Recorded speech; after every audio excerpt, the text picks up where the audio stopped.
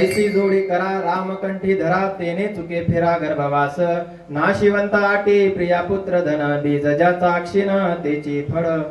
प्रस्तुत प्राप्त प्रसंगी कीर्तन रूपे सेवेसाठी घेतलेला अभंग आपल्या सर्वांना वंदनीय असे असणारे देहूचे सुप्रसिद्ध संत. एवढंच नाही तर ज्या राजाने हे हिंदवी स्वराज्य व्हावे अशी श्रींची इच्छा असं स्वप्न पाहिलं होतं असे असणारे धर्माचे रक्षक छत्रपती शिवाजी महाराज यांचे धर्मगुरू असणारे. बरं एवढंच नाही तर आपण ज्यांना जगद्गुरु ही पदवी प्राप्त करून ही पदवी ज्यांच्या नावाच्या पुढे लावतो असे असणारे देहूचे सुप्रसिद्ध संत जगद्गुरु तुकोबाराय यांचा 4 चरणांचा अभंग आज आपण कीर्तन रूपी सेवेसाठी घेतलाय.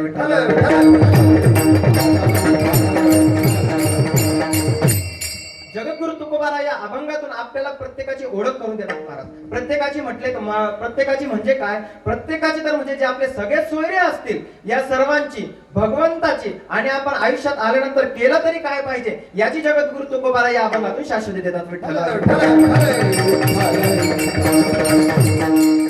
अभंगाच्या पहिल्या चरणात तुकोबाराय सांगतात ऐसी जोडी करा रामकंठी धरा. रामकंठी धरा म्हणजे काय आणि अशी जोडी करा म्हणजे काय? तुम्ही असं काहीतरी ठेवण करा, असं काहीतरी ठेवण करा की जे तुम्हाला पुढे कामात येईल. मग ते सांगतात ना, काय सांगतात महाराज? राम कंठी धरा म्हणजे काय करायचं? एखादा मणी घ्यायचा, त्यावर राम नाव लिहायचं आणि तो गळ्यात धारण करायचा. असं आहे का? तुमच्या मुखात सतत भगवंताचं नामस्मरण पाहिजे. बरं रामच का सांगितलं? राम हा अक्षर, राम हेच नाव का सांगितलं? कृष्ण पण सांगू शकत होते, विठ्ठल पण सांगू शकत होते, पण रामच का सांगितलं? महाराज लोकांची सवय आहे, लोकांना अवघड काम सांगितलेलं जमत नाही. अवघड कोणी न करी सांगता सुलभ बहुता गोड वाटे. सुलभ म्हणजे जेवढं सोपं काम तुम्ही लोकांना सांगाल ना तेवढं लोकांना आवडतं. मात्र लोकांची एक सवय आहे, आपण जर लोकांना काही काम सांगितलं तर ते सर्वात आधी एक शब्द विचारतात की बाबा मी जर तुझं हे काम केलं तर मला त्यातून फायदा काय होईल? जगद्गुरु तुकोबाराय सांगतात ऐसी जोडी करा रामकंठी धरा. मग त्याने काय होईल? तेने चुके फेरा गर्भवास. आपण जे आपलं आयुष्य आहे पुनरुपी मरणम पुनरुपी जननम हे जे आपलं आयुष्य आहे यातून आपली सुटका होते आणि आपल्याला काय प्राप्त होतं? तर वैकुंठ धाम प्राप्त होतं. बरं दुसऱ्या चरणात महाराज सांगतात नाशिवंत आटी प्रिया पुत्र धन बीज ज्याचा क्षीणतेचे फळ. नाशिवंत आटी म्हणजे काय? हे सगळं जे तुम्ही आपल्या डोळ्यांनी बघत आहात, बायको मुलं घरदार हे सगळं जाणार आहे.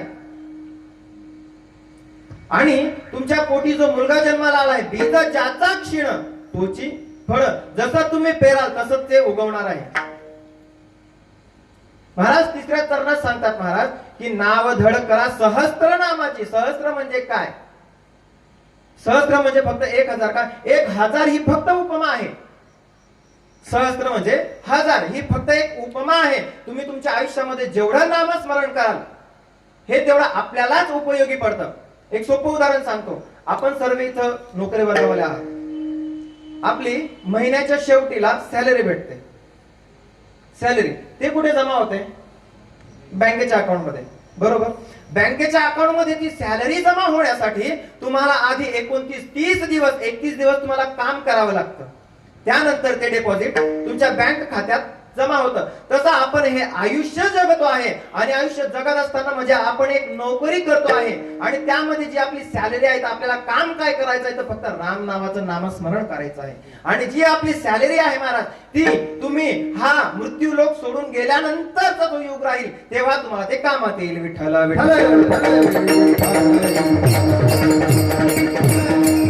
एवढंच नाही, मग काही लोक म्हणतील का हो जगद्गुरु तुकोबाराय तुम्हाला फायदा तरी काय झाला? महाराज सांगतात अभंगाच्या 4थ्या चरणात महाराज की काय? तुका म्हणे काळा हाना तोंडावरी भाता भरा हरिराम बाणी.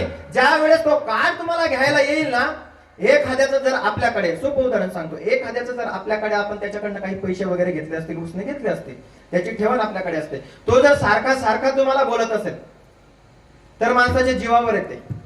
सारखा जर तो आपल्याला बोलत असेल तर माणसाची जीवावर येते. मग एकेकाने आपण काय करतो? आपल्या जवळ जर तेवढा पैसा जमला आपण काय करतो? तो आपल्याला बोलायला आला की आपल्याला आधीच राग आलेला असतो महाराज. आपण काय करतो? ते पैसे घेऊन त्याच्या तोंडावर मारतो रागात. यदा कदाचित सन्मानाने पण देतो, पण कधी कधी रागात मारतो. मग तेच तुकोबाराय सांगतात की काय? तुका म्हणे काळा हाना तोंडावरी आणि भाता बरा हरिनाम बाणी. म्हणजे काय तर तुमच्याकडे जे डेपॉझिट म्हणून जे राम नाव शिल्लक आहे, जे नाम नावाची जी शक्ती तुमच्याकडे शिल्लक आहे ना महाराज, ती तुम्ही जेव्हा तुम्हाला घ्यायला काळ येईल तेव्हा तुम्ही त्या काळाला सांगा की हे घे, माझ्याकडे एवढं राम नावाचं पुण्य शिल्लक आहे, हे तू घे आणि याच्या मोबदल्यामध्ये माझे जे काही पाप असतील ते तू खंडन कर आणि मला या यम लोकातल्या शिक्षेपासून तू मला वाचव विठ्ठल.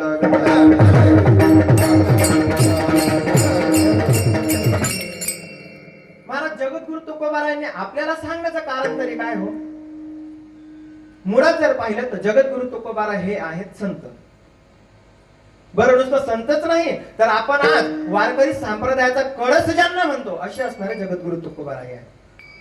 बरं तुकोबारा आपल्याला सांगतील एवढी आपली तरी लायकी आहे का? पण का संतांजवळ भेद नाही महाराज, संतांजवळ भेद नाही. ते सरळ म्हणतात यारे यारे लहान थोर, सहज म्हणतात सर्वांना, सर्वांशी येते आहे अधिकार, सकळांशी येते आहे अधिकार, सर्वांना वारकरी संप्रदायात. अहो एवढंच महाराज, आपला हिंदू धर्माचा माणूस इथे येऊन कीर्तनकार होऊन तो तुमच्या समोर नारदाच्या गादीवर उभा राहून तुम्हाला दोन शब्द सांगेल, यात नवल नाही. मुसलमान समाजाचा माणूस वारकरी संप्रदायात येऊन गंध लावून वारकरी संप्रदायाचा स्वतःला पाईक म्हणून घेतो, यात विशेषता आहे. अजून काय ख्याती सांगायची वारकरी संप्रदायाची? महाराज एक उदाहरण सांगून जाईल. जर तुम्ही कुठल्याही तीर्थक्षेत्रावर नाही गेले ना तरी चालेल. मी सध्या आळंदीला वास्तव्याला आहे आणि कमलाकर दादांना माहिती आहे की मी तिथे महानगरपालिकेमध्ये पीएमटी ड्रायव्हर आहे. दादा मी वारकरी संप्रदायामध्ये कीर्तनकार म्हणून तुमच्या समोर उभा आहे, पण माझं जे बाकीचं आयुष्य आहे ना महाराज ते मी ड्रायव्हर म्हणून आहे. सिटी बस चालवतो पुण्यामध्ये. दादांच्या आमची एक योगायोग भेट झाली होती आणि दादाने तेव्हा सांगितलं होतं की आम्ही सप्ताह करतो म्हणून. मी म्हटलं ठीक आहे दादा, मी येईल सगळं. महाराज जगद्गुरु तुकोबाराय जर आपल्याला सांगतात तर त्यात त्यांचं काहीतरी हित असेल ना, काहीतरी हित असेल ना. महाराज त्याचं हित काहीच नाही. जेव्हा या समाजाची दुर्गती होते, हा समाज जेव्हा खालच्या थराला जातो ना महाराज, तेव्हा कळवळा फक्त संतांना येतो. का? संतांचा स्वभाव सांगून जातो महाराज. लेकुराचे हित, लेकुराचे हित,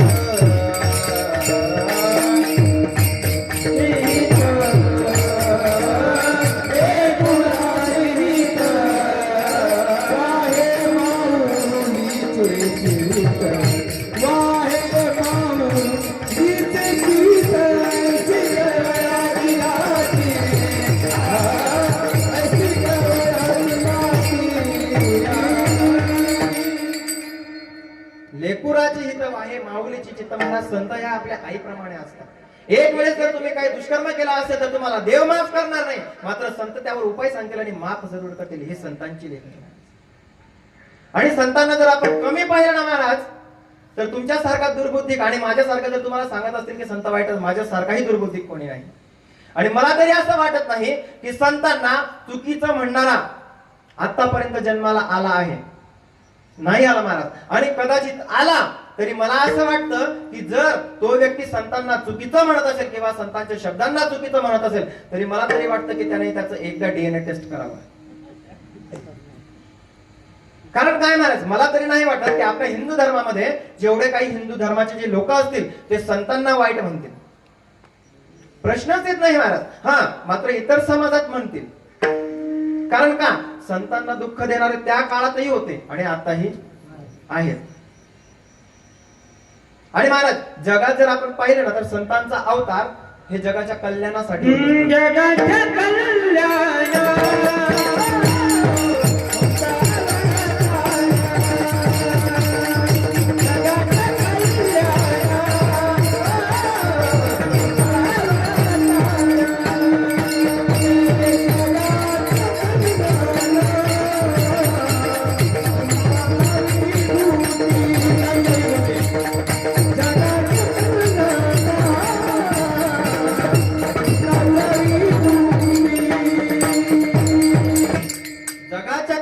संतांच्या विभूती.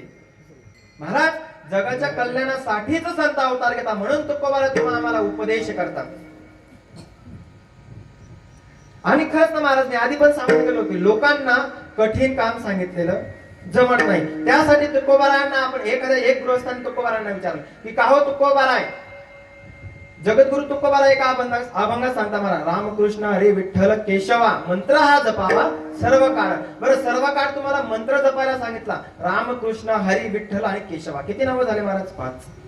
पण मग हेही जर आपल्याला घेणं कठीण वाटत असेल तर जगद्गुरु तुकोबाराय सांगतात, ऐसी जोडी करा राम एकच. राम नावाचं महत्व सांगून जाईल महाराज. काय, आपण जेव्हा राम नाव घेतो ना तेव्हा काय होतं, आपण राम म्हणताना जेव्हा आपण जा मळी देतो तेव्हा आपलं तोंड ओपन होतं, उघडतं, बरोबर.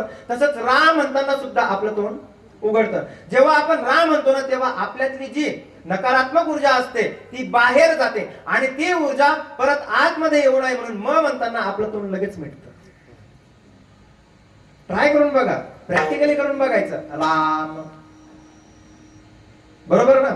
आणि मग मला सांगा, राम नाव जर एवढं सोपं आहे तर मग आपण का घेऊ शकत नाही? आणि सोपं का, तुम्हाला सांगून जाईल महाराज. जगद्गुरु तुकोबारा सांगतात, नाम संकीर्तन साधन पै सोपे जडतील पापे जन्मांतरीची. तुम्ही अनेक जन्मोजन्मामध्ये जे तुम्ही मागच्या जन्मी भोगून आलात किंवा जे तुम्ही कर्म करून आलात त्याची निवृत्ती फक्त एका शब्दाने होते महाराज. काय, फक्त नामस्मरण तुम्ही केलं पाहिजे. आणि त्यासाठी तुम्हाला सांगतो बघा, नाव म्हणजे काय, नाव कशासाठी घेतलं जातं आणि नाव म्हणजे काय हे आपल्याला जर बघायचं असेल ना महाराज, तर नाम म्हणजे परम मंगल, सकळ मंगळ निधी नाम विठोबाचे आधी. सकळ मंगळ विठोबाचंच नाम तुम्हाला राम सांगितलं का महाराज? तुम्ही तर विठ्ठल ते म्हणतात, सकळ मंगळ निधी नाम विठोबाचे आधी. बरं, मी तुम्हाला विठ्ठल सांगितलं, मग तुम्ही म्हणाल का हो इथे तर तुकोबारांनी राम नाव सांगितलंय. महाराज एका शब्दात पटवून देतो. काय की या कलियुगामध्ये एक साधन, एकच देव, कोणता? विठोबा, बरोबर आहे ना. आणि मागच्या जन्मामध्ये होते, मागच्या जन्मामध्ये राम होता, त्याच्या नंतरच्या जन्मामध्ये कृष्ण, आणि त्याच्या नंतरच्या जन्म म्हणजे कलियुगामध्ये हरी. हरीमध्ये भगवंत पांडुरंग परमात्मा. जरी दिसायला वेगळे असले तरी मात्र रूप यांचा एकच आहे. एका शब्दात पटवतो तुम्हाला, थोडा दृष्टांत सांगतो. आपल्या घरामध्ये आपली आई, आपल्या आईला आपली आजी, वडिलांची आई काय म्हणून बोलवते? बोलत चला, झोपलेला आहे ना तुम्ही, जागेत ना, हा मग बोलत चला ना काहीतरी, काय म्हणतात? सूनबाई, बरोबर आहे ना. आपले वडील आपल्या आईला काय म्हणतात? आपले वडील आईला काय म्हणतात? म्हणजे आपल्या आईला आपले वडील, पत्नी अर्धांगिनी, बरोबर आहे. आपण काय म्हणून आरोडी मारतो? आई, बरोबर आहे. आपली आत्या वहिनी, आपले काका वहिनी, आहे किती? एकच आहे ना, पण नाव किती पडले? तसं वारकरी संप्रदायामध्ये जरी भगवंताचे तुम्हाला रूप जरी भिन्न दिसत असले मात्र तो आहे एकच, विठ्ठल विठ्ठल.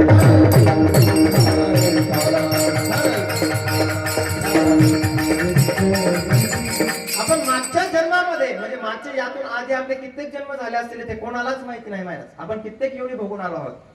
असं जरुरी नाही की तुम्ही 84 लक्ष योनी हे सांगितलं आहे, मान्य आहे. वारकरी संप्रदायाने जर लिहिलं तर हे आपल्याला मान्य करावंच लागेल की 84 लक्ष योनी माणसाला भटकावं लागतं. मात्र ते कधी? ते असतं तुम्ही केलेल्या कर्मानुसार. 3च उदाहरण सांगतो. जर तुमच्या आयुष्यामध्ये तुम्ही पाप आणि पुण्य जर समान केलं तर तुम्हाला परत या मनुष्य लोकामध्ये जन्म भेटतो, या मृत्यू लोकामध्ये जन्म मिळतो. आणि तुम्ही जर तुमच्या आयुष्य जगत असताना पाप जास्ती केलं आणि पुण्य कमी केलं तर तुम्हाला निश्चितपणे नरकाची प्राप्ती होते. आणि जर तुम्ही पाप कमी केलं आणि पुण्य अधिक केलं तर तुम्हाला स्वर्गाची प्राप्ती होते. आणि समजा तुमच्या आयुष्यामध्ये तुम्ही पाप नावाची गोष्टच केली नाही तर तुम्हाला वैकुंठ प्राप्ती होते, यात संशय नाही. का सांगून जाईल जगद्गुरु तुकोबारा गेले महाराज, आयुष्यामध्ये पापच नाही ना, का सतत भगवंताचं नामस्मरण करायचे. काहीतरी भेटत असेल ना महाराज त्यांना. महाराज तर एका ठिकाणी सांगतात, सदा नाम घोष करू हरी कथा. तेवढंच, सदा नाम, सदा कायम स्वरूपी. महाराज एवढं नामस्मरण करायचे की त्यांनी आपल्या संसाराची राख रांगोळी केली महाराज. संसाराच्या नावे घालून या शून्य. अख्खा संसार तुकोबारा यांनी वाया घातला महाराज. का? कोणासाठी?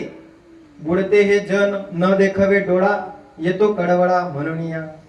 संतांना महाराज लोकांचं दुःख बघितलं जात नाही. जरी आपण त्यांच्यावर कितीही अत्याचार केले तरी त्यांच्याकडून समाजाचं दुःख बघितलं जात नाही, म्हणून संतांना कळवळा येतो. आणि महाराज म्हणून तुकोबारा आपल्याला सांगतात की तुम्ही जे मागच्या जन्मी काहीतरी पाप केला असेल त्याचा कुठेतरी क्षय झाला, त्याचा कुठेतरी क्षय झाला पाहिजे, किंवा तुम्ही या जन्मात आला तर तुम्ही काय केलं पाहिजे अभंगाच्या पहिल्या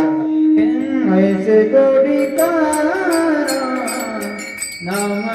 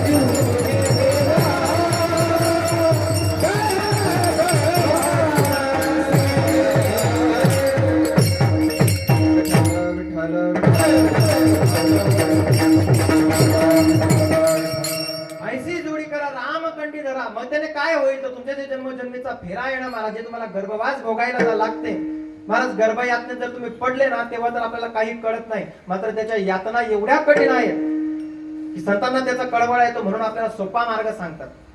नाही तर परमार्थ जर करायला गेले ना महाराज, परमार्थासारखं कठीण कुठलीच गोष्ट नाही. माऊली ज्ञानोबाराय सांगतात, पाहे पा लोहाचे चणे जय बोचरिया पडते खाणे ते पोट भरणे की प्राणी शुद्धी म्हणून. नाही कळलं महाराज, उदाहरण सोपं करून सांगतो. एखादा ज्या माणसाला दात नाहीत, याला जर आपण चणे म्हणजे हरभरे खायला दिले, आहे का शक्य? ट्राय करून बघा. आजी नाही होत ना, अजिबात नाही. बरं, यातल्या यात महाराज सांगतात नुसते चणे नाही तर ते कशाचे? लोखंडाचे. मला सांगा शक्य आहे का? अहो, ज्यांना दात नाहीत त्यांचं सोडा, ज्यांना दात आहेत त्यांना तरी शक्य आहे का? एवढा परमार्थ कठीण आहे. बरं, अजून एक सांगतो महाराज, जे योगाची वाटा निघाले का सुबटा तया दुःखाची वाटा भागा आला. माऊली ज्ञानोबाराय सांगतात की जो परमार्थाच्या वाटेने निघाला त्याच्या जीवनामध्ये आयुष्यभर, त्याचं जोपर्यंत आयुष्य संपत तोपर्यंत त्याच्या जीवनामध्ये फक्त दुःखच आहे महाराज. बरं, एवढंच नाही, जर तुम्हाला जर असं वाटत असेल की मी भगवंताचं नाव घ्यावं, त्यासाठी तुमच्या अंतःकरणामध्ये लागतो भाव. आता भाव म्हणजे काय? आता हे लहान लहान लेकरं आहेत आणि याची परिस्थिती तुम्हाला माहिती आहे. बरं, याचं सोडा, आपलं लेकरू असतं महाराज. एखाद्या मुलाची जर आई गेली असते ना महाराज, त्याच्या डोक्यावरून तुम्ही कधीतरी हात फिरवून बघा. त्याच्या डोक्यावरून जर तुम्ही हात फिरवला तर तो वात्सल्याचा भाव आहे. कशाचा भाव आहे? वात्सल्याचा भाव आहे. आणि तोच हात जर एखाद्या न्हाव्याने फिरवू द्या तर त्याचा 120 रुपये भाव आहे. आहे ना महाराज फरक? मग तुमच्या अंतःकरणामध्ये महत्वाचा आहे भाव. महाराज सांगतो की भाव तुम्ही कोणत्या गोष्टीने कोणत्या गोष्टीला तुम्ही आपलंसं करू शकता. सुभाषितकार म्हणतात महाराज, भावेन देवं कलया नरेंद्रम धनेन कांत कपटेन शत्रु सत्येन मित्रं कृपेन पुत्रं ज्ञानेन मोक्षं वशमानयन्ति. हे संस्कृत आहे महाराज. नाही कळलं सोपं करून सांगतो. भावेन देवम म्हणजे तुमच्या अंतःकरणामध्ये जर भगवंताविषयी भाव असेल तो पण कसा शुद्ध. आता शुद्ध म्हणजे कसा एका शब्दात सांगून जाईल महाराज. एक बाबा होते, साधू होते आणि ते कायम जंगलात राहायचे महाराज. आणि त्यांचा रोजचा नित्यनेम ते मधुकरी मागण्यासाठी गावात यायचे आणि एकाच घरी मागायचे, बाकी कुठेच नाही, एकाच घरी मागायचे महाराज. म्हणजे काय करायची बिचारी शुद्ध अंतःकरणाची बाई होती. आता तिला परमार्थ काय म्हणजे कळेना, मात्र तिला दान धर्म करण्यामध्ये सुख समाधान वाटत असेल. मग ती काय करायची महाराज, जेव्हा ते बाबा यायचे ना तेव्हा ती काहीतरी मधुकरी बाबांना द्यायची. एके दिवशी सणच उद्या उठून सण होता, तेव्हा तसं आज बाबा आले आणि बाबांना तिने सांगितलं, बाबा एक काम करा, उद्या थोडा उशिरा या, उद्या सण आहे, पाहुणचार बनलेला असेल, तुम्ही उद्या थोडं उशिरा या आणि उशिरा येताना एक मोठं पातेलं घेऊन या. पण त्यात एक गडबड होती महाराज. ती काय करायची, जेव्हा बाबा मधुकरी घेण्यासाठी यायचे ना तेव्हा ती प्रत्येक दिवस त्या बाबांना विचारायची, का हो बाबा मला काहीतरी तत्वज्ञान सांगा ना, मला काहीतरी तत्वज्ञान सांगा ना. साधू एकच सांगायचे, उद्या सांगतो, उद्या सांगतो, उद्या सांगतो. महाराज सणेचा दिवस आला, बाबांनी पाहिलं की आता बराच उशीर झालाय आणि दुपारची वेळ झाली, आपली मधुकरीची वेळ झाली आहे. मात्र त्या बाईने सांगितलं होतं, त्या आईने सांगितलं होतं की बाबा तुम्ही थोडं उशिरा या. बाबांनी आपला मधुकरीचा वेळ थोडा उशिरा केला महाराज, उशिरा केला आणि बाबा गेले महाराज तिथे. त्या महिलेकडे गेले. त्या आई साहेबने काय केलं महाराज, ते बाबांजवळचं पातेलं घेतलं, घरामध्ये गेलं आणि घरामध्ये गेले. तिने पाहिलं तर पातेल्यामध्ये घाण चिटकलेली होती. महाराज तिने काय केलं, ते पातेलं पाण्याने स्वच्छ धुतलं, ते भांड पाण्याने स्वच्छ धुतलं, त्यामध्ये वाटलं आणि बाबांना मधुकरी देण्यासाठी घेऊन गेली. तेव्हा ती बाबांना सांगायला लागली, अहो बाबा तुम्ही जे पातेलं आणलं होतं ना त्यामध्ये खूप सारी घाण होती. बाबांनी विचारलं, मग तू काय केलं? म्हणे बाबा मी त्याला पाण्याने स्वच्छ धुतलं आणि मग त्याच्यामध्ये मी जी काही मधुकरी असेल ती टाकली आणि ती तुम्हाला दिली. त्या बाबांनी सांगितलं, बस तुला आज एवढं कळालं ना भरपूर झालं, तुम्हाला कळालं नाही ना, तुम्ही झोपेतच येत महाराज, कळलं नाही ना. महाराज तिने जे भांड स्वच्छ केलं होतं, बाबांना असं सांगायचं होतं की ज्याप्रमाणे एखादी वस्तू साठवण्यासाठी तू ते भांड स्वच्छ केलं, तसं भगवंताला आणि परमात्म्याला जाणण्यासाठी तुझं जे अंतःकरण आहे ते शुद्ध कर. विठ्ठल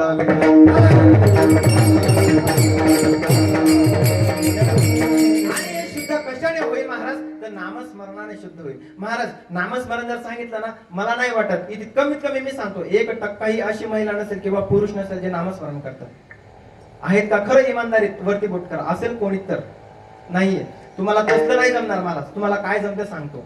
8 वाजले, स्वयंपाक झाला की ते डबळं घ्यायचं 30 एक बटनांवालं, ते चालवत बसायचं. ते त्याला जीव कंटाळला की टीव्हीचं रिमोट घ्यायचं. मग ये रिश्ता क्या कहलाता है, ये रिश्ता थोडे दिनों के बाद भगा के लेके जाता है. असं नाही महाराज. अहो आपली संस्कृती काय, आपण करतो काय आहे महाराज. आपण जर धर्माशी निगडीत राहिलो ना तर आपल्याला संस्कृती टिकवता येईल आणि संस्कृती टिकली तर धर्म टिकेल महाराज. अहो आज बऱ्याच लोकांनी महाराज, कदाचित कमलाकर दादा आपण इथे बसलेले जेवढे काही लोक असतील कदाचित यांनी सर्वांनी छत्रपती धर्मवीर छत्रपती संभाजीराजे पाहिला असेल महाराज. संभाजी महाराजांनी किती दिवसाचं महाराज 41 दिवसाचं बलिदान दिलं महाराज. त्याला कारण काय महाराज, प्रत्येक दिवशी अंग म्हणजे एक अंगाचा भाग जाणं साधी गोष्ट नाही महाराज. त्याचं कारण फक्त एक की तुमच्या आणि माझ्या माथ्यावर हा लाल गंध टिकला पाहिजे म्हणून महाराज. त्यांना काही गरज नव्हती समाजासाठी लढण्याची. का? ते पण मुलांसोबत राहू शकत होते, ऐशो आरामात जगू शकत होते महाराज. पण शेवटी जोपर्यंत त्यांचा प्राण निघाला नाही तोपर्यंत फक्त त्यांनी एकच पाहिलं महाराज की धर्म धर्म धर्म. आणि म्हणूनच त्याचा परिणाम जर पाहिला ना महाराज तर आज संपूर्ण जग त्यांना धर्मवीर म्हणून संबोधित करतो. हे वारकरी संप्रदायाचं आणि आपल्या धर्माचं वैभव आहे. काय गरज होती महाराज त्यांना, हे की सामान्य लोकांचा कडवाडा यायचा महाराज. महिला मंडळ तुमची एक चूक सांगू का, तुम्ही बळी जास्त कशाला पडतात कमला करतात की एखादा जर भोंदू बाबा गावात आला, त्याची ऍक्टिंग भारी असते बरं का, त्याचं बोलणं. आणि सगळ्यात महिला मंडळ तुम्हाला सांगतो, यांच्या जर लवक्यात कोणी फंद्यात पडत असेल तर तुम्ही पडता सगळ्यात लवकर, बाकी नाही कोणी. का सांगून जातो महाराज. एखादा बाबा गावात आला की तो मस्त करतो, एखाद्या बाईचा दरवाजा जिथे पुरुष मंडळी नसतो असं तो घर बघतो आणि घर बघितलं का बाई जवळ जातो. बाई मस्त त्याला पाणी वगैरे देते. बाई म्हणते बाबा घरात या.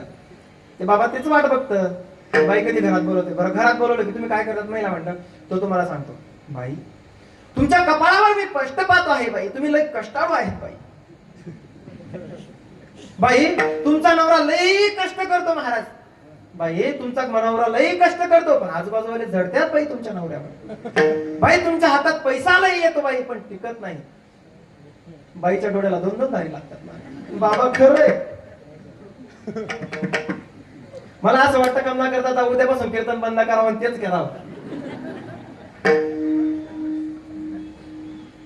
तुम्हाला जर माहिती पडलं ना महिला मंडळ की एखाद्या बाबाच्या पायाला हात लावून आपल्याला म्हणजे काहीतरी फायदा होतो, तुम्ही एका रात्रीत त्याचं तंगड काढून घरी घेऊन येणार. महिला मंडळाची शक्ती महाराज 71% जागा भेटल्यात महिलांना, पुरुष मंडळी नाही महिलांचं. आणि परत त्यातल्या त्यात महाराज तुम्हाला जर सांगितलं ना महिला मंडळ की नामस्मरण करा, भगवंताचं भजन करा, असलं नाही महाराज. कमला करता आम्ही दिंडीत होतो बरं का, दिंडीमध्ये एका बाईने गाणं सुरू केलं महाराज. तिला गाणं मुळात म्हणजे तिला गाणं येतच नव्हतं बरं का, पण काय आहे ज्या आजूबाजूच्या बाया असतात ना त्या म्हणतात बिचारा काहीतरी ज्या बाईला येते ते कसं का होईना ती म्हणते, पण त्या बाईला अजिबात गाणं येत नव्हतं. आणि महिला मंडळाने सांगितलं म्हण बाई गाणं, म्हण बाई गाणं, म्हण बाई गाणं.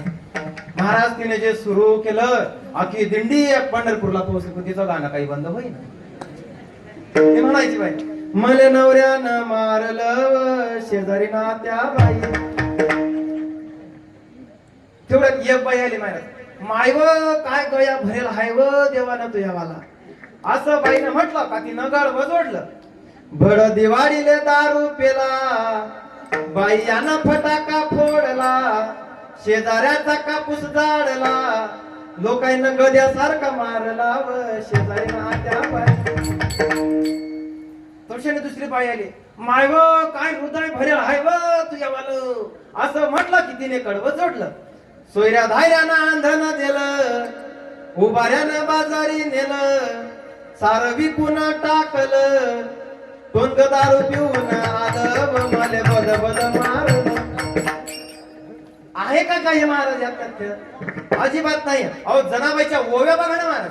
जनाबाई त्यावेळेस काय होतं महाराज की जनाबाईला सकाळी 3 वाजे पहाटे ब्रह्ममुहूर्ता उठावं लागायचं. पोतं दळण दळायचं महाराज. अहो नवल यातच नाही की ते पोतं दळण दळायच्या, नवल यात नाही, नवल यात आहे की भगवान परमात्मा त्यांना दळ लागायला यायचं महाराज.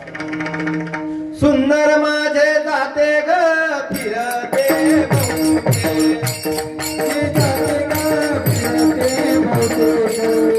माझे जाते ग फिरते सुंदर माझे जाते ग फिरते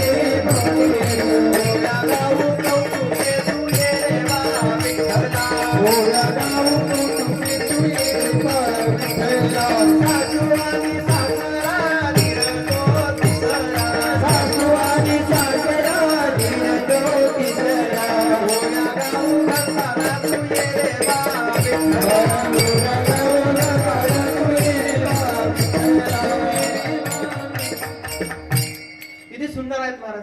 बघा ना तुमच्या नुसतं कानावर पडलं तुमच्या हात उठले महाराज टाळी वाजण्यासाठी. मी हात उंच करून करून सांगतोय पण कोणीच नाही. ही ताकद भजनाची आहे महाराज, ही ताकद भजनाची आहे. आणि महिला मंडळ आपले ज्यावेळेस जात्यावर ना जनाबाई बसायचे तेव्हा सुंदर ओव्या म्हणायच्या. बरोबर आहे ना. बरं आताच्या महिला मंडळांना ते जात माहिती नसेल कदाचित, कारण का आता चक्की टाकलं दळण दाबलं बटन आलं खाली संपलं. ज्या जुन्या महिला आहेत ना महाराज आजीच्या वयाच्या त्यांनी पाहिलं असेल की जात काय आहे महाराज. रात्रभर दळण करावं लागायचं तेव्हा कुठे सकाळी पीठ यायचं म्हणजे आपल्या घरात स्वयंपाक व्हायचा तेव्हा महाराज. आता ते जात राहिले नाही अजिबात नाही. आणि त्यावेळेस जात्यावरती जनाबाई ओव्या म्हणायच्या. पण आताची माय जात्यावर समजा बसली पण ती ओव्या नाही म्हणत.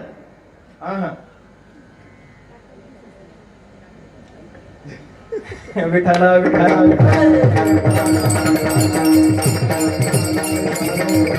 ओव्या नाही म्हणत महाराज. ती काय करते माहिती आहे का, जरी सासूरवाडीला गेली ना तिकडे भावाला त्रास, इकडे सासू सासऱ्याला त्रास. ती जात्यावर बसली की ती सुरू करते महाराज.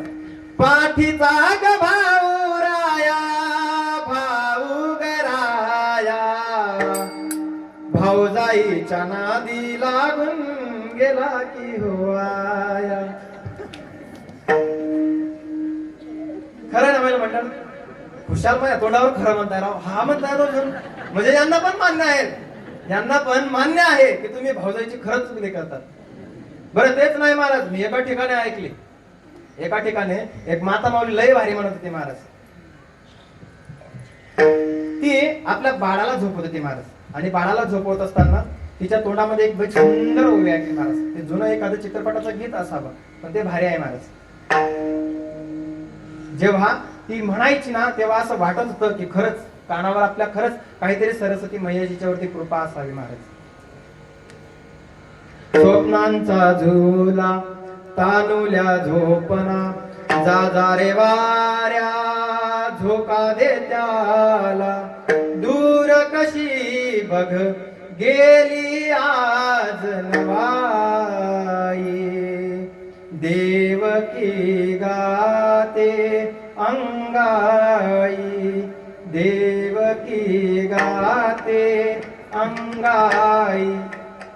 किती गोड आहेत महाराज. जुन्या चित्रपटाचे काही गीतही चांगले आहेत महाराज. थोडा विषयांतर होईल, मात्र हे आजकालची सत्य घटना हे कमला करतात. आजकालची ही सत्य घटना आहे. आणि आपल्याकडे जर खरं सांगायला मग गेलं ना महाराज, तर आपल्याकडे वारकरी संप्रदायामध्ये जे काही अभंग रचना, संत साहित्य ज्याला आपण म्हणतो ना, ते आपल्याकडे म्हणजे उघडून बघण्यासाठी आपल्याकडे वेळच नाही. का? कारण ना तुम्ही संसारात राहून भगवंताचं नामस्मरण नाही करू शकत, मग फायदा जन्माला येऊन फायदा तरी काय? मग त्याने काय होईल? आणि तुम्ही जे म्हणतात ना महाराज, माझी गाडी, माझा बंगला, माझा मुलगा, काहीच नाही. हे सगळं काय आहेत महाराज सांगतात अभंगाच्या दुसऱ्या चरणात.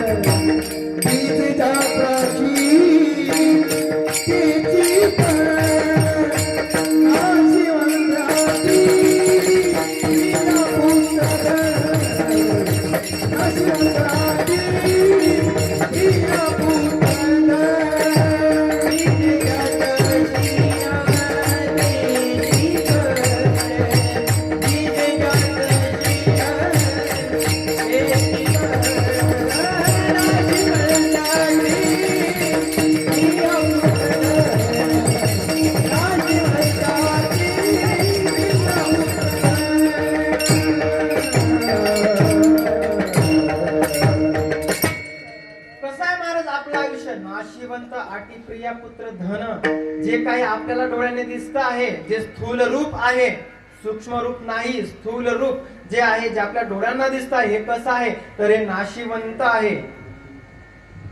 तुम्ही काय म्हणतात? माझी बायको? अजिबात नाही. कुठपर्यंत? फक्त दरवाजापर्यंत. तुमचा मुलगा? फक्त तुम्हाला अग्नी डाग देईपर्यंत. भावकी? स्मशानापर्यंत. मात्र शेवटपर्यंत जर तुम्हाला काहीतरी कामात येईल ते फक्त भगवंताचं नामस्मरण. नामस्मरण याचं एका बाईला सांगितलं महाराज की नामस्मरण घेत जा बाई, देवाचं चांगलं होते. ती सरळ म्हणायची महाराज. महाराज म्हणते ना, म्हटलं बाई म्हणून दाखव. म्हणे अरे अरे विठोबा तुझ्यात माझं मन, घेतला मोबाईल लावते तुला फोन. विठोबाला बाई माझी पण गोष्ट करून दे.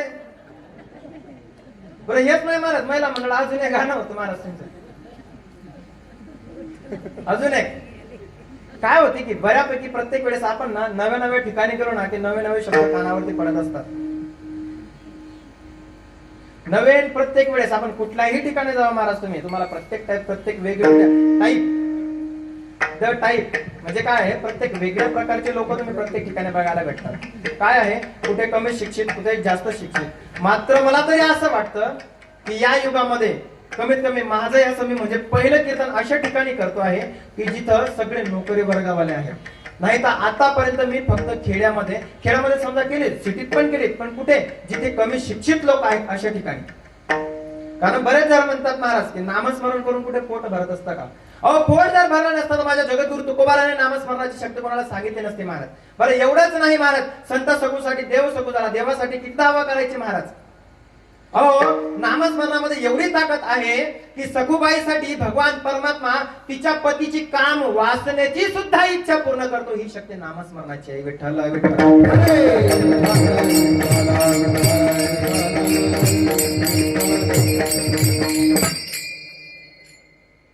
अजून काय सांगायचं महाराज नामस्मरणाबद्दल? बरं तुम्हाला नामस्मरणाबद्दल एवढंही नाही वाटत असेल ना, मी आधी बोलून गेलो की त्यासाठी तुमच्या अंतःकरणामध्ये भाव लागतो महाराज. का? माऊली ज्ञानोबा सांगतात ना महाराज, भाव बडे आकडे एरविना करे करतळी आवडे तैसा हरी. जर तुमच्या अंतःकरणात भाव नसेल तर तुम्ही कितीही राम राम भजा, अजिबात काही फरक नाही. मग तुम्ही सांगाल महाराज तुम्ही जर असं म्हणता आहेत की जर आम्ही राम नाव घेतलं तर आमचा काहीच फायदा नाही. कधी तुमच्या अंतःकरणात भाव नसेल तर खरंच काही फायदा नाहीये. आणि अंतःकरणात जर भाव असेल तर तुम्ही नुसतं संकेताने जरी कोणाला बोलवण्यास, समजा एखाद्या मुलाचं नाव कोणाचं तरी राम, नाव कृष्ण हरी कोणाचं जरी असतं, तुम्ही त्याला जरी आवडी मारली ना महाराज तरी ते तुमच्यासाठी पुण्याचं ठरतं. सांगून जाईल महाराज. अजामिळाचा एखादा दृष्टांत माहिती असेल, बाबा भागवत कथा करतायत महाराज, भागवत कथा बाबा करतायत आणि तुम्ही हे अजामिळाचं जे उपाख्यान आहे ना, मला असं वाटतं पहिल्या किंवा दुसऱ्या दिवशी झालं असेल, त्यामध्ये सांगितलं आहे महाराज की अजामिळाने जेव्हा त्याला यमदूत घेण्यासाठी आले तेव्हा त्याने फक्त आरवडी कोणाला मारली होती? हो, त्याच्या मुलाला. 10 वर्षाचं लेकरू होतं, त्याचं नाव होतं नारायण, त्याने त्याला आरवडी मारली होती. आणि का? कसं? नुसतं त्याच्या नावाने कोण आलं तर भगवंताचे दूत तिथे आले महाराज. आणि जेव्हा यमदूतांमध्ये आणि भगवंताच्या दूतांमध्ये संभाषण चालू लागलं तेव्हा ते म्हणाले की आम्ही याला घेण्यासाठी आलो आहेत. आणि देवदूत म्हणायला लागले तुम्ही याला घेऊन जाऊ शकत नाही, हा भगवंताचा पाईक आहे. त्याचं कारण असं की त्याने फक्त संकेत अर्थाने भगवंताचं नाव घेतलं होतं. वास्तविक त्याने तर त्याच्या मुलाला आरवडी दिली होती. मग तेव्हा यमदूत सांगायला लागले की नाही, याचा शेवटची घट काली आहे आणि याने खूप पाप केले, आम्ही याला घेण्यासाठी आलोय. तेव्हा देवदूत म्हणायला लागले बरं ठीक आहे, तुम्ही याला घेऊन जाऊ शकता, बघ मात्र आमच्या एका प्रश्नाचं उत्तर द्या. म्हणे विचार. तेव्हा देवदूतांनी सांगितलं की याचा मुलगा आधी की आमचा परमात्मा? म्हणजे भगवान परमात्मा आधी. मग मला सांगा याने नाव कोणाचं घेतलं? म्हणजे तुमचं पण म्हणणं बरोबर आहे महाराज. यमदूत आपल्या यमाकडे परत गेले आणि यमाला विचारू लागले नाही, आम्ही उद्यापासून जॉब सोडतो, आम्ही उद्यापासून रेजिग्नेशन लेटर देतो, आम्हाला तुमच्या जॉबची गरज आहे. म्हणे का? काय झालं? म्हणजे तुम्ही ज्या जॉबसाठी, तुम्ही ज्या कामासाठी आम्हाला ठेवलाय, आम्हाला तेच कोणी करू देत नाहीये. म्हणजे नेमका अडथळा आला तरी कुठे? तेव्हा यमदूत यमाला सांगायला लागले की आम्ही अजामिळला घेण्यासाठी गेलो, मात्र त्यानंतर त्याच्या मुलाला आरवडी मारली होती. मग त्याला आम्ही परत येथे देवदूत प्रकट झाले. देवदूतांनी सांगितलं की परमात्मा आधी का याचा मुलगा? आम्ही त्याला तिथेच सोडून आलो. म्हणे वेळांनो, जो या जगामध्ये भगवंताचं नामस्मरण करतो ना, जो नाम घेतो, भले मग ते संकेत अर्थाने का होईना, त्याला यम लोकात जागा नाही, तो निश्चितपणे स्वर्गाचीच प्राप्ती करतो. एकचदा घेतलं होतं महाराज आयुष्यामध्ये. सांकेत्यम पारी हासम वास्तोबम हेलन मेनवा वैकुंठ नाम ग्रहणम अशेष गहरम विदू. फक्त संकेत अर्थाने त्याने नाव घेतलं होतं. परिणाम महाराज यमदूतांनी तसंच राहू दिला. देवरक्ष करायला लागले महाराज. तेव्हा त्याला कळालं की आपला अंतकाल आला होता, मात्र आपण वाचलो. मग आता आपण कुठल्या तरी सद्गतीच्या मार्गाला लागलं पाहिजे. महाराज सगळा संसाराचा त्याग करून टाकला, वनात गेला, तपश्चर्या करी. परिणाम स्वर्गाचा प्राप्ती झाला, वैकुंठाचा प्राप्ती झाला महाराज. पण मग तुम्ही अजून सांगाल की का हो महाराज नामस्मरण केल्याने काय तरी होतं? भगवंत तर चांगल्या आणि वाईट मध्ये भेद करत नाही ना, त्याच्यासाठी तर समान आहोत, सगळं सर्व लेकरं त्याच्यासाठी समान आहोत. मग तो राक्षसांमध्ये आणि देवतांमध्ये फरक काय करतो? महाराज भगवंत फरक करत नाही. सांगून जाईल का फरक करत नाही? का?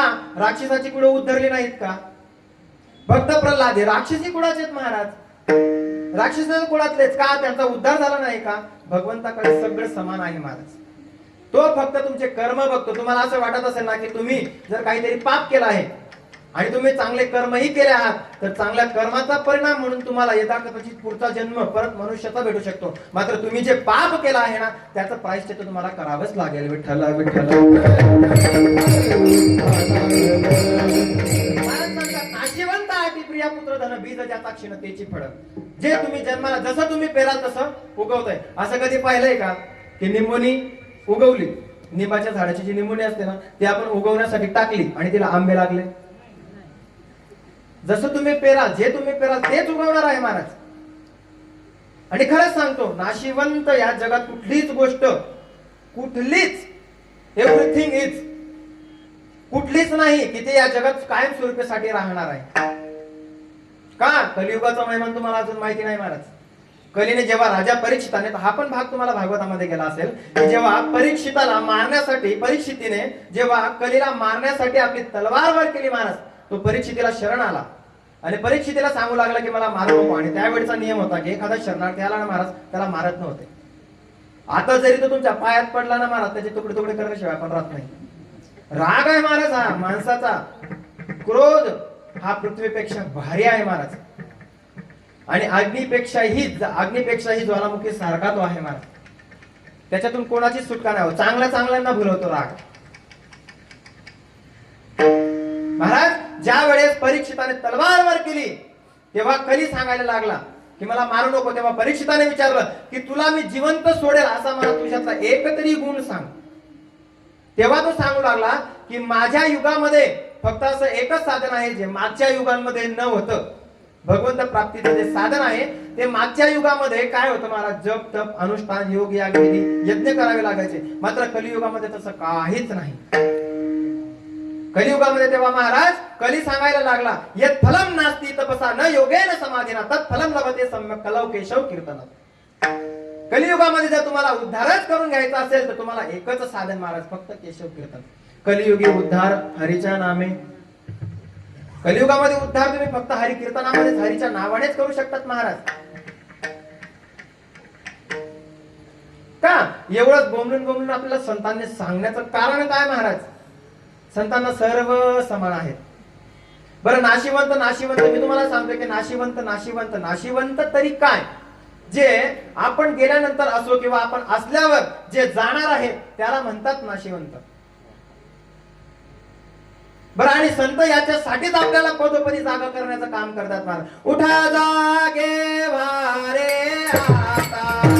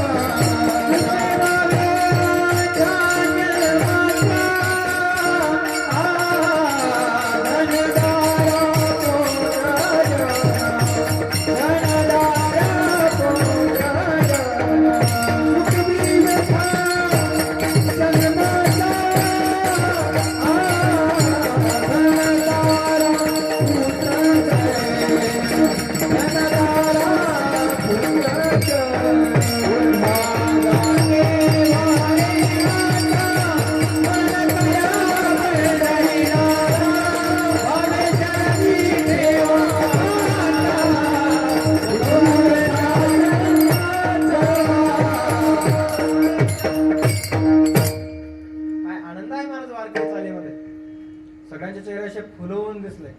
नाहीतर महिला मंडळ तुमची गाणी. निमोनीच्या झाडा खाली माझा भाऊ दारू काढी, कोण्या मेल्यानं केली काळी, आणली पोलिसाची गाडी. महाराज हे आम्हाला कीर्तनात सांगावं नाही वाटत कमला करतात, मात्र आजकालच्या समाजाला हेच आवडतं. हे कीर्तनात सांगण्याजोगं नाही महाराज. माझी इच्छा होत नाही सांगण्यासाठी, पण तुमचे फाउंडेशन नेमून बसले पाहिजे म्हणून हे सांगावं लागतं. आता फाउंडेशन म्हणजे काय? तोंडाला लावण्याचं ते फाउंडेशन नाही, ते मेकअप किट, ते मेकअप वाल्यांकडे मिळतं ते फाउंडेशन आहे. इथं जर कोणी ड्रायव्हर असले ना तर त्यांना लगेच कळेल की फाउंडेशन म्हणजे काय. जी गाडीची कॅबिन असते किंवा जो गाडीचा वरचा बॉक्स किंवा स्वतःची बॉडी असते गाडीची, ती फिटिंग करण्यासाठी चॅसेसला नट बोल्ट आणि मध्ये रबराचं बुच लावलं जातं. का? जी गाडीची बॉडी असते ती हालू नये म्हणून ते नट बोल्टने टाईट करावी लागते. मग आम्हाला अधून मधून असे नट बोल्ट पॅक करावे लागतात. विठ्ठल विठ्ठल विठ्ठल. काय आहे महाराज की चांगले कीर्तनकार आजकाल समाजाला पटत नाही. हसवणारा महाराज असताना महाराज इथं हसवणारा महाराज असतो तुम्ही रात्रभर इथंच बसाल महाराज. सांगून जाईल इथं जर आज माझ्या ठिकाणी इथं जर आज इंदुरीकर महाराज असते महाराज तर तो शेवटचा लाईट दिसतोय ना तिथपर्यंत गर्दी राहिली असते. बरं तेच सोडा जर ते फाउंडेशन लावणारा बाबा ते पण जर असतं ना विठाला विठाला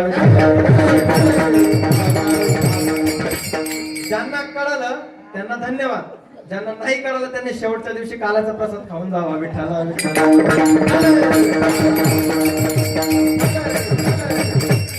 काय महाराज महिला मंडळ जर कीर्तनात तुम्हाला कोणी मेलं आणि ते पण तुम्हाला कीर्तनात शिकवावं लागतंय तर मग यापेक्षा दुर्गती काय असेल. खुशाल रडणं शिकवता महाराज कीर्तनात. अहो कीर्तन हे भगवंत प्राप्तीचं ठिकाण आहे आणि तुम्ही रडण्याचं यात का सांगताय. सांगायचं महाराज तुमच्या डोळ्यात अश्रू आले पाहिजे. आणि कोणासाठी, जो हा समाज या कीर्तनासाठी इथे जमला आहे, हे कीर्तन नेमकं आहे कशासाठी याच्यासाठी तुमच्या डोळ्यात पाणी आलं पाहिजे. संतांनी जे तुमच्या आमच्यासाठी आयुष्य खर्च केलं ना त्या संतांसाठी तुमच्या डोळ्यात पाणी आलं पाहिजे. महाराज सांगून जाईन आपण जगद्गुरु तुकोबारायांना पाहिलं नाही, नामदेवरायांना पाहिलं नाही, एकनाथ महाराजांना पाहिलं नाही, ज्ञानेश्वर महाराजांना पाहिलं नाही, संत मुक्ताबाईंना आपण पाहिलं नाही. आताच्या युगात जर तुम्हाला संत बघायचे असतील ना महाराज एकदा आळंदीला जा. तिथे गेल्यानंतर तुम्ही माऊली ज्ञानोबारायांच्या समाधीचं दर्शन नाही घेतलं तरी चालेल, पण एकदा मात्र आज जिवंत संत असणारे ज्यांनी आपलं आयुष्य संपूर्ण आयुष्य शेवटच्या क्षणापर्यंत महाराज वारकरी संप्रदायामध्ये सद्गुरु जोग महाराज संस्थेमध्ये आपलं जे संपूर्ण आयुष्य होतं हे अध्यापक म्हणून ज्यांनी व्यतीत केलं असे असणारे मारुती बाबा कुरेकर महाराज तुम्हाला आजच्या युगामध्ये संत पाहायचे असतील तर आज बाबांचं वय 94 वर्ष आहे कमलाकर दादा.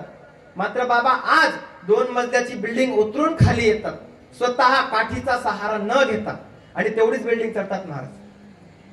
आजी तुमचं वय किती असेल साधारण 75. तुम्हाला काठी वगैरे टेकण्यासाठी आता सध्या नसेल 5-2 वर्षाने करावी लागेल महाराज. कुठंतरी काहीतरी लागतच माणसाला. पण हे वारकरी संप्रदायाचं वैभव म्हणून आज जिवंत असणारे या जगातले कलियुगातले संत म्हणजे मारुती बाबा कुरेकर. वारकरी संप्रदाय महाराज एक गोष्टीची मी तुम्हाला शाश्वती 100% देऊ शकतो महाराज, छाती ठोकून देऊ शकतो की ज्या दिवशी मारुती बाबा कुरेकर वैकुंठ धामाला जातील ना महाराज त्या दिवशी माझा वारकरी संप्रदाय अनाथ झालेला दिसेल महाराज.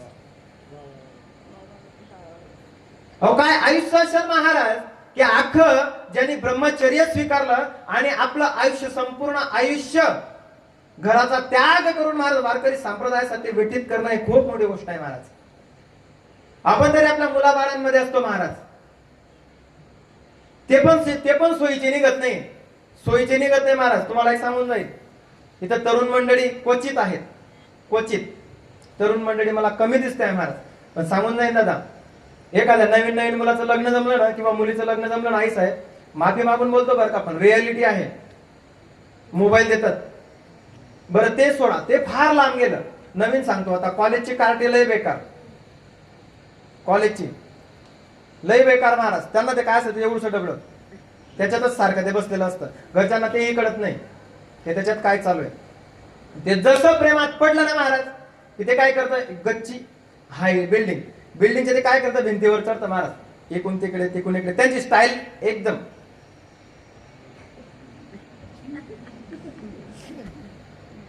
जसं पोरग प्रेमात पडलं की गाणं वाजतं क्योंकि तुम ही हो अब तुम ही हो मेरी जिंदगी अब तुम ही हो.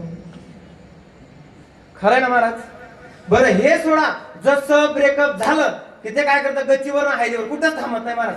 ते एखादं मोठं पटांगण बघतं महाराज. मोठं पटांगण बघितलं की काय करतं ते कडा असतो ना महाराज पटांगणाचा ते कड्याने चालतं. अच्छा सिला दिया तूने मेरे प्यार का. रियालिटी महाराज हे हसण्याजोगं नाही. मात्र आजच्या तरुण पिढीला खरं सांगतो महाराज तुम्हाला वारकरी संप्रदायाची आणि संत साहित्याची गरज आहे. तुम्ही बाहेरचा अभ्यास कितीही करा मात्र तुम्हाला जर स्वतःचं तत्वज्ञान जाणून घ्यायचं असेल तर तुम्हाला वारकरी संप्रदाय आणि संत साहित्याशिवाय पर्याय नाही महाराज. मी एक इंजिनियर आहे महाराज. माझं शिक्षण आहे बीडला झालेलं. मी एक वारकरी, मला अभिमान आहे स्वतःचा की मी एक वारकरी संप्रदायाचा पाईक म्हणून आज समाजामध्ये वावरतो आहे. समाजामध्ये मी आज कीर्तनकार म्हणून, मी महाराज नाही. आता तुम्ही म्हणाल मी प्रत्येकाला महाराज, आम्ही प्रत्येकाला महाराज म्हणतो. हा, मी महाराज नाही.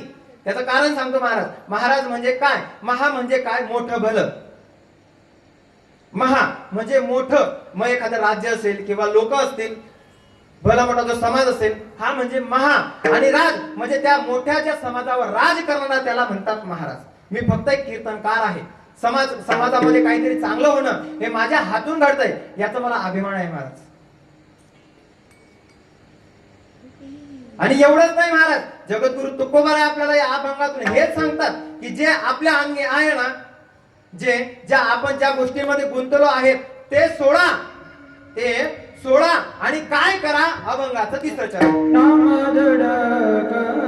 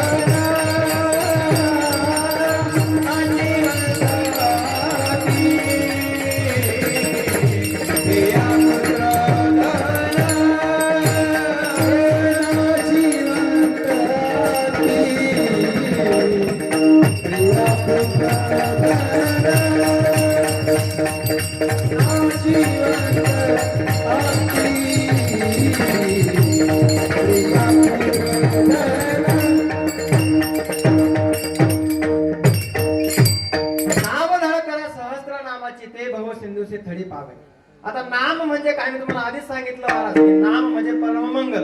आता मंगल म्हणजे काय? आपण जर आपल्या सप्ताहाची सुरुवात पाहिली ना महाराज, तर पहिल्या दिवसाची जी सेवा असते ना ती नामपर प्रकरणावर असते. मग नामपर प्रकरणावर ही सेवा पहिल्याच दिवसाची का, दुसऱ्या दिवसाची का नाही, तिसऱ्या दिवसाची का नाही, चौथ्या दिवसाची का नाही? महाराज सप्ताहामध्ये 4 कीर्तनकार बांधलेले असतात.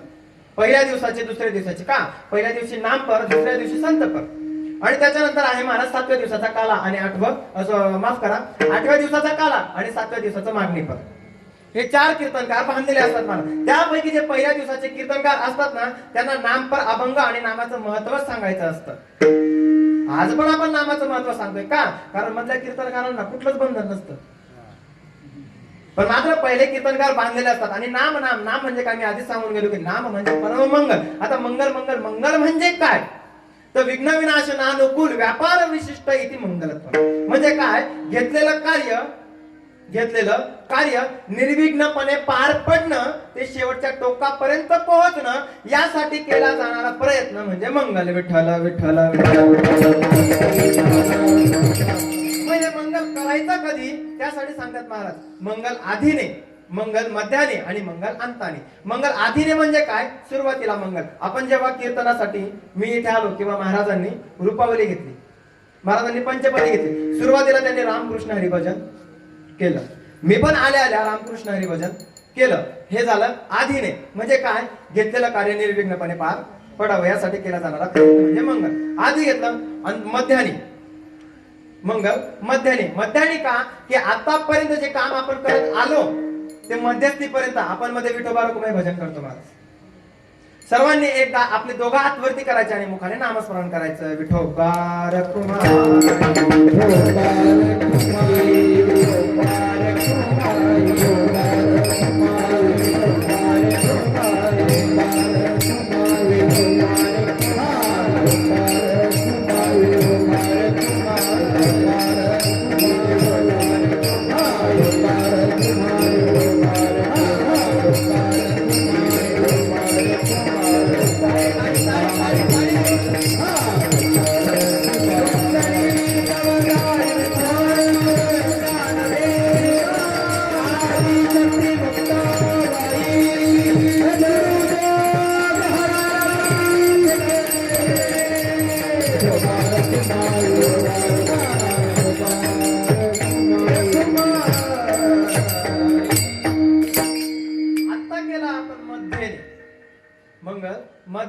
मध्याणी याच्यासाठी की कीर्तनाची सुरुवात आपण केली आणि इथपर्यंत आपल्या कीर्तनात कुठल्याही प्रकारचं विघ्न आलं नाही, म्हणून मंगल मध्याणी. आता मंगल अंताणी म्हणजे काय की सुरुवातीला मी कीर्तन सुरू केलं, आतापर्यंत कुठल्याच गोष्टीची अडचण आली नाही. आणि हे मंगल याच्यासाठी की आतापर्यंत जसं निर्विघ्नपणे हे कीर्तन चालू आलं तसं याच्याही पुढे जोपर्यंत कीर्तनाचा शेवट होत नाही तिथपर्यंत हे कार्य निर्विघ्नपणे पार पडणं याच्यासाठी मी आता मध्याने केलं. आणि अंताने म्हणजे जेव्हा कीर्तन आपलं संपून जाईल तेव्हा मंगल करणं म्हणजे संपूर्ण कार्य परिपूर्णतेला पोहोचणं म्हणजे मंगल. विठ्ठला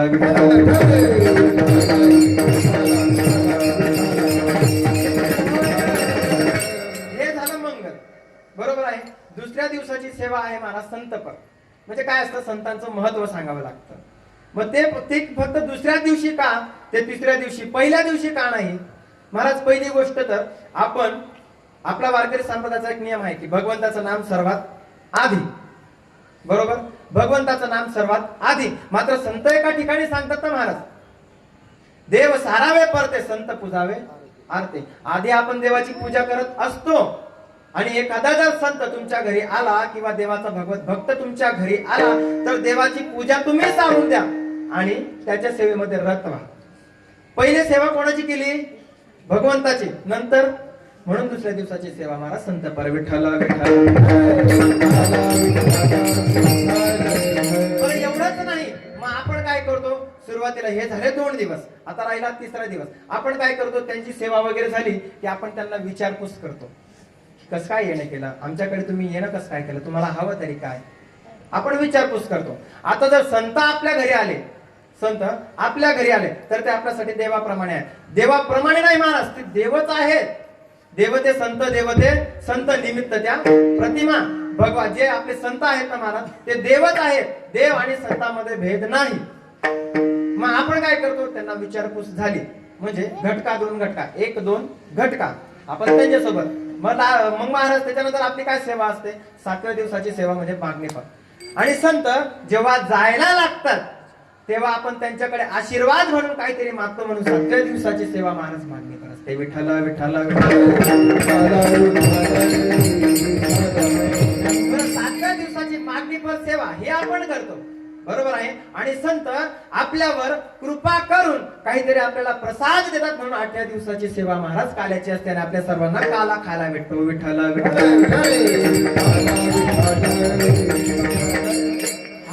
हे झालं सप्ताहाचं निरूपण.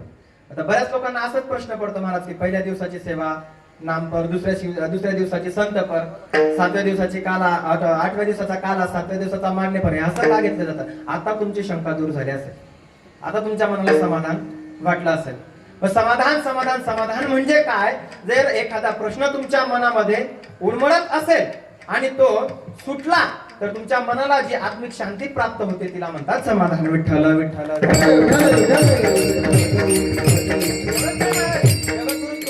सांगतात की नाव धड करा सहस्त्र नामाची. जर आपण आपल्याला जर नाव म्हणजे नदी, एखादी नदी असेल आणि आपल्याला जर नदीच्या या काठावरून त्या काठापर्यंत जायचं असेल, मध्ये पुलाचं साधन नाही, पूल म्हणून साधन नाही.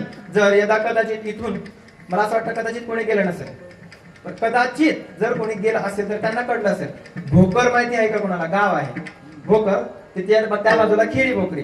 काय होतं मला, जेव्हा तापीला, आपल्या जवळच आहे, जेव्हा तापी मैयाला पाणी येतं ना तेव्हा तिथे कुठलीच व्यवस्था नाही आहे. म्हणून काय करतात ते लोक नाव चालवतात. त्यांची जी नाव असते ना ती चालवण्यापूर्वी ते व्यवस्थित बघतात की नावला कुठेतरी छिद्र आहे का, किंवा कुठेतरी ती तुटलेली तर नाही, कुठेतरी तरी ती खराब झाली नाही. मग ते काय करतात, त्यांना जर वाटलं की हा बाबा हिला कुठेतरी बारीक छेद पडलेला आहे, तर ते काय करतात तो छेद भरून टाकतात.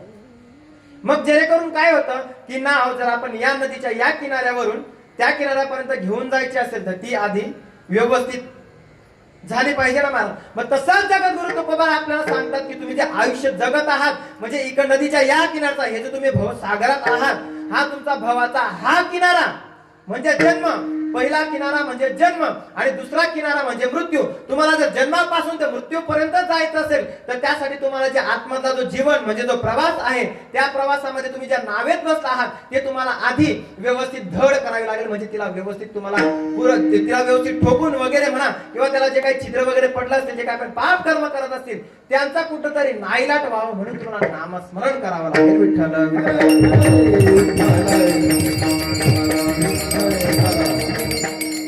बरं, हे नामस्मरण केल्याने महाराज तुम्हाला होईल तरी काय?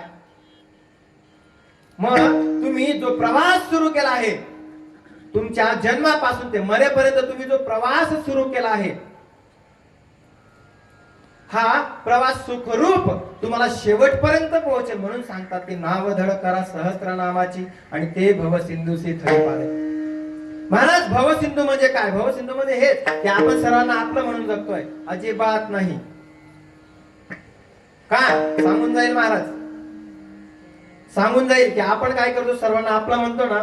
एकदाची परीक्षा करून बघा, आपण जर नाही जरी अडचणीत असलो कुठून तरी कॉल करून बघा, जर असले कोणीतरी जीवलाग असतात तर याच्यातच महाराज, नाही तर असं नाही, कोणाला काही तुमच्याशी घेणं देणं नाही.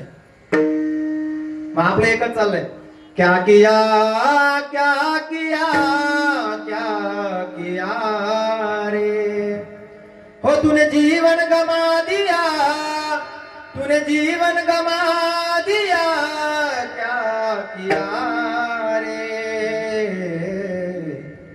जिसे पाना था उसको तो खो दिया,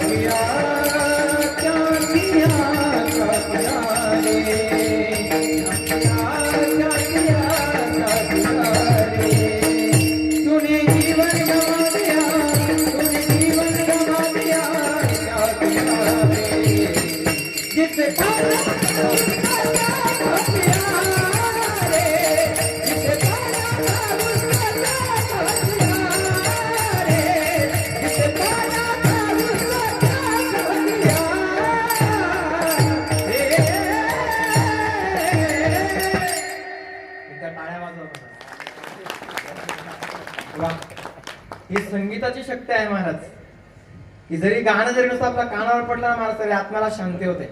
आज मी जी रुपावलीला चाल वाटली ना महाराज, ते आमचे गुरुवारी शिंदे माऊलींचे आहेत, अतिशय गोड म्हणतात महाराज. आणि खालच्या स्वराला ते अतिशय वरती म्हणत नाही, खालीच एकदम सुरीला आवाजामध्ये, रूप पाहता लोचनी,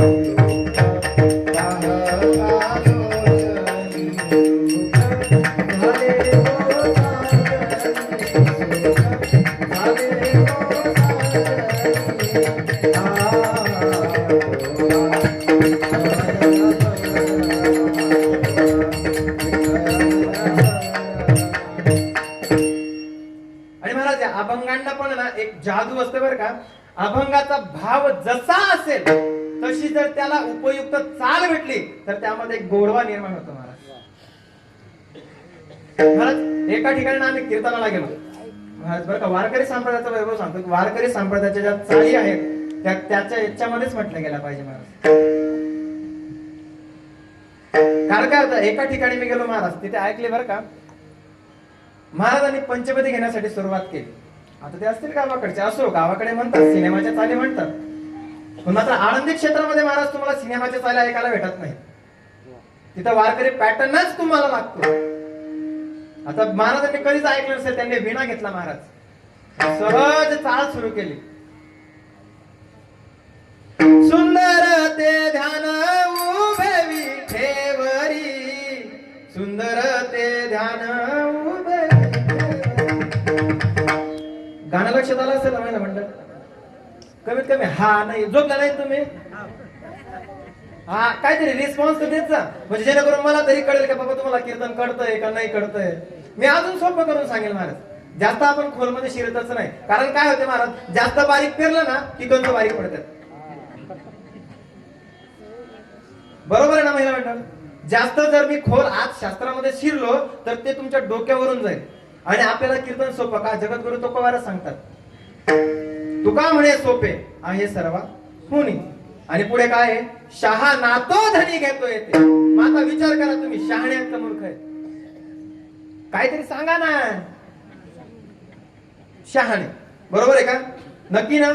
मग नामस्मरण कोण कोण करतं, वर लवकर वरती बोट करा, मला बघायचं किती शहाणे आहे. महिला मंडळ खोटं बोलू नका बरं का, मी नाव सगळं उभं करेन. जेव्हा मी कीर्तनाच्या सुरुवातीला विचारलं की नामस्मरण कोण कोण करतं, कमला करता, खरं सांगा एक तरी बोट वरती झाला का. आणि आता विचारलं शहाणं कोण, लगेच. म्हणजे बरं ठीक आहे, ज्यांनी बोट वरती केलं त्यांना मान्य करतो शहाणे, मग बाकीचे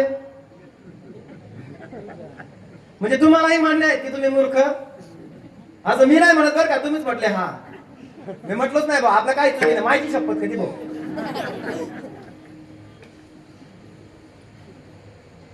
महाराज तसं नाही, आपल्या घरामध्ये जर आपल्याला वाटत असेल ना की आपली येणारी पिढी चांगली आणि आपल्याला वागणारी निघावी, वागणारी म्हणतोय मी, आपल्याला वागणारी निघावी, याच्यासाठी तुमच्या घरामध्ये संत साहित्याचा पाया असलाच पाहिजे.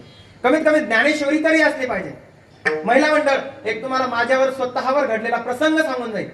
आता चालू म्हणजे जवळपास मागच्या गेल्या 5 तारखेला, आजची 23 तारीख म्हणजे याच महिन्याच्या 5 तारखेला मी मामा झालो, मला भाचा झाला.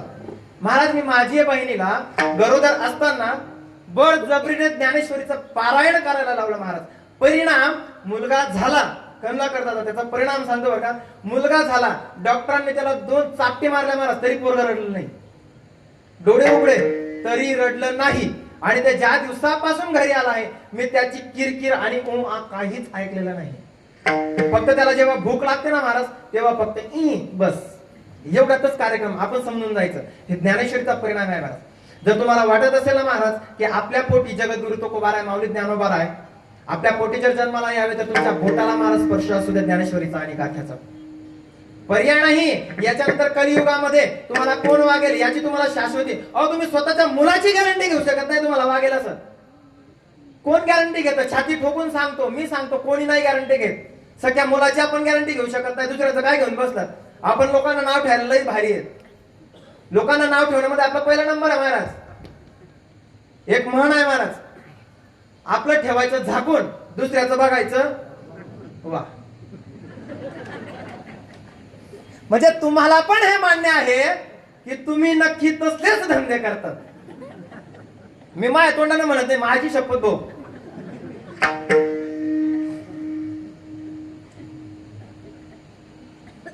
महाराज आपण या भारत भूमीमध्ये जन्माला आलो आहे.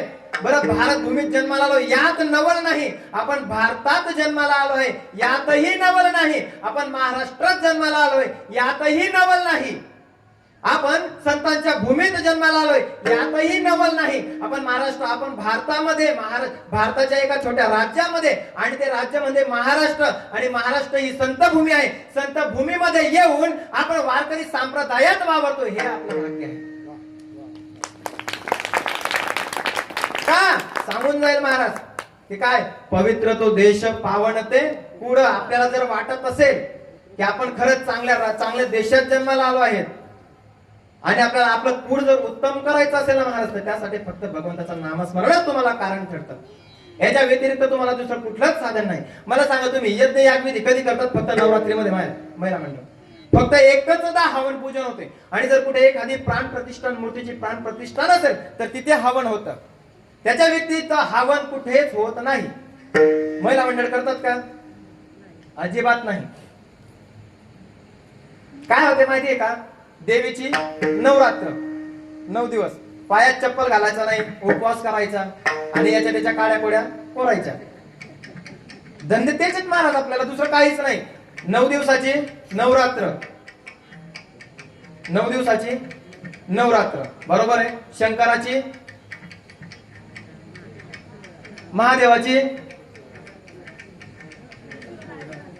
महादेवाची शिवरात्र आणि आपले अपित्र. जगणं सोयीचं नाही ना महाराज, म्हणून आपले पित्र आहेत. त्याला कारण आहे महाराज, आपण जर आपल्या आयुष्याला भगवंताच्या नामस्मरणाची जर जोड लावली, जोड ज्याप्रमाणे तुकोबाराय सांगतात ऐशी जोडी करा, जर त्याची जोड लावली तर हे आयुष्य तुम्हाला जेवढं जगण्यामध्ये सोपं जाईल ना, तेवढं तुम्हाला वैकुंठ प्राप्त करून देणं ही त्या नामस्मरणामध्ये एवढी ताकद आहे की तुम्हाला ते सोपं करून देतं महाराज. बरं एवढंच नाही, मग जगद्गुरु तुकोबारांना यावरही कोणाचा भरोसा बसत नाही महाराज. या गोष्टीवरही कोणाचा भरोसा बसत नाही. मग आपण तुकोबारायांना विचारू, का हो तुकोबाराय तुम्ही आम्हाला सांगता हे तुम्ही तुमच्या जीवनात केलं का? तुकोबाराय म्हणतात हो मी केलं. बरोबर आहे ना? मग त्याने तुम्हाला फळ तरी प्राप्त काय झालं? मग तुकोबाराय महाराज सांगतात अभंगाच्या 4थ्या चरणात,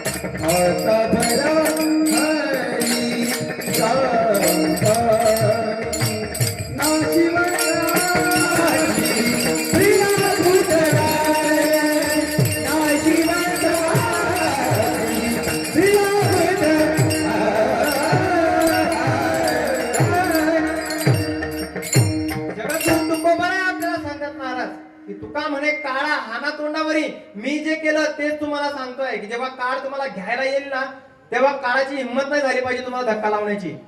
जगद्गुरु तुकोबारायांना काळाने धक्काच लावला नाही महाराज. सांगून जाय, जेव्हा जगद्गुरु तुकोबारायांचा वैकुंठ जाण्याची वेळ आली ना महाराज, तेव्हा जगद्गुरु तुकोबारायांनी गर्दीत पाहिलं. असाच समाज जमलेला होता, तुकोबारायांकडे बघतोय आणि अतिशय शोकांतिकाचा तो प्रसंग आहे महाराज. आणि जगद्गुरु तुकोबारायांनी असं गर्दीमध्ये पाहिलं आणि त्यांना एक व्यक्ती चमकला. जगद्गुरु तुकोबारायांनी सांगितलं, ए इकडे ये. म्हणे काय बाबाजी बोला, कोण? काळ. तो व्यक्ती म्हणजे काळ. आणि काळ जगद्गुरु तुकोबारायांना विचारू लागलाय, जगद्गुरु तुकोबाराय सांगा मी तुमची काय सेवा करू शकतो? जगद्गुरु तुकोबारायांनी सांगितलं, मला विमानात चढण्यासाठी एक पायरी कमी पडते, ती पायरी तू हो. महाराज अहो, काळाच्या डोक्यावर पाय ठेवून जाणं साधा अधिकार आहे का संतांचा? बरं, ज्या वेळेस तुकोबाराय महाराज विमानात बसले, संतांना बघा शेवटच्या काळात सुद्धा लोकांचा विचार करतात. काय जगद्गुरु तुकोबाराय म्हणतात महाराज, आम्ही जातो तुम्ही कृपा असू द्या, आम्ही जातो तुम्ही कृपा असू द्या, आम्ही जातो तुम्ही कृपा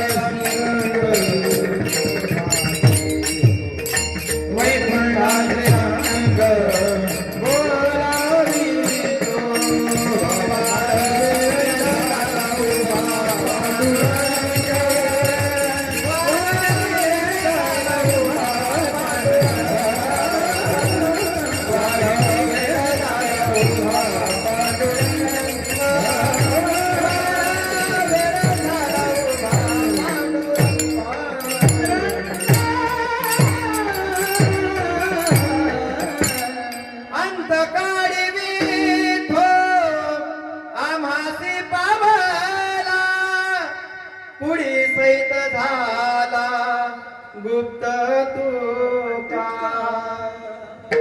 महाराज हे उपकार आपल्यावर संतांचे आहेत. अहो की ज्या वेळेस शेवटचा त्यांची जी शेवटची घटका आहे त्यावेळेस सुद्धा ते या समाजाचा विचार करतात, याला म्हणायचं संत.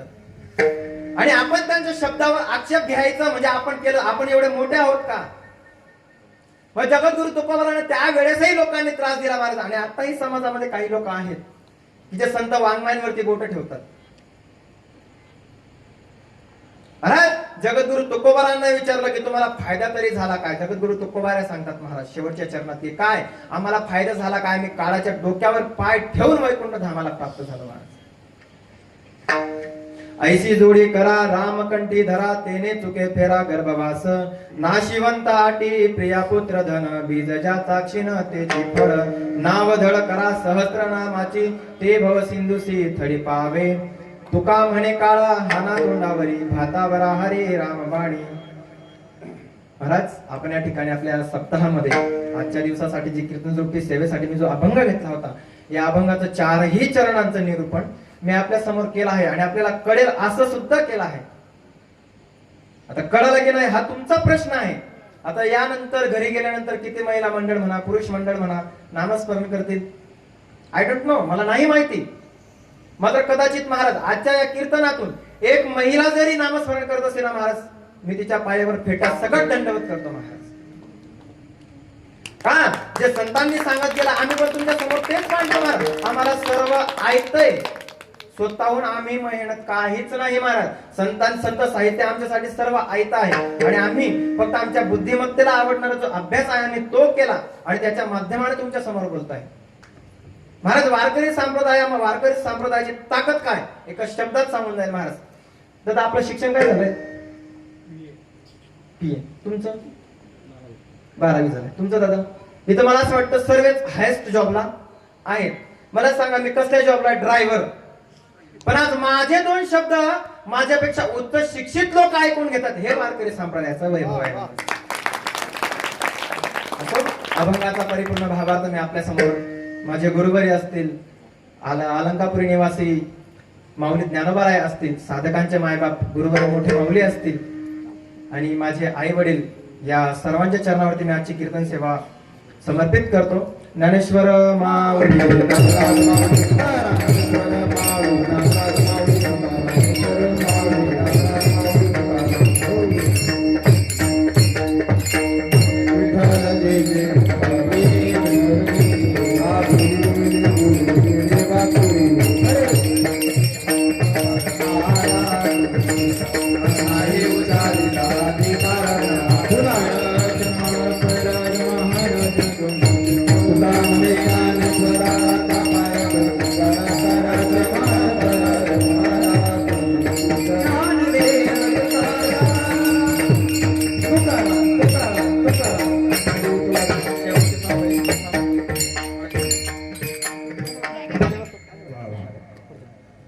शरणागतीनाथे पवित्राने परायणे सर्वशास्त्री हरिदेवी मुक्ताबाई नमोस्तुते. अतिशय सुंदर महाराजांनी चिंतन मांडलं महाराज. किती गोड चिंतन, किती मार्मिक चिंतन. कीर्तन वारकरी कीर्तन